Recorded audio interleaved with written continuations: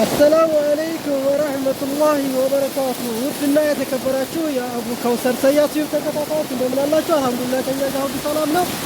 እንግዲህ ዛሬ እንደምታዩት ይህ በደቡብ ወሎ ዞን በመካነ ሰላም ከተማ ለየት ያለ ዝናብ ዘንቧል። አልሐምዱሊላህ እያልነው ነው።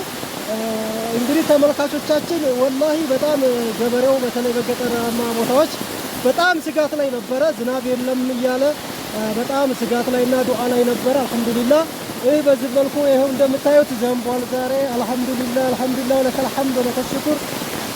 እንዳውም ለየት በሚል መልኩ ማነው እንትን ጨምራለሁ በረዶ ብቻ አልሐምዱሊላህ። በረዶ አስፈላጊ ባይሆን አንዳንድ ሽንኩርቶች እንደዚህ በቆሎች ሊያጠፋ ይችላል። እሱም ዱዓ ይደረግበታል።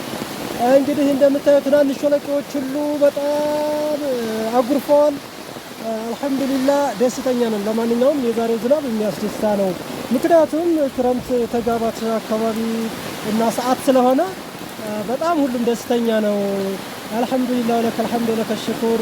ሁላችሁም ያው ዱዓ ብዙን ጊዜ በገጠራማው ቦታ ዱዓ ያደርጉ ነበር። አላህ ሱብሓነሁ ወተዓላ ዱዓቸውን ሰምቷቸዋል፣ ሰምቶናል ዱዓችን እኛንም ጨምር እና አንዳንድ በደቡብ ወሎ ዞን አካባቢ ዱዓ እየወጡ ነበር። እስቲቃቅ እያሉ እንደውም በአደባባይ ዱዓ እየወጡ ነበር ይባላል።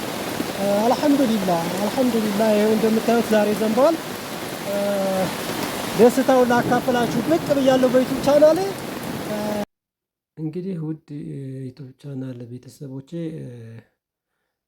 ላይክ ሰብስክራይብ አድርጉን። ኢንሻአላህ ለወደፊቱም እንደዚሁ ጥሩ ጥሩ ቪዲዮዎችን እንለቃለን።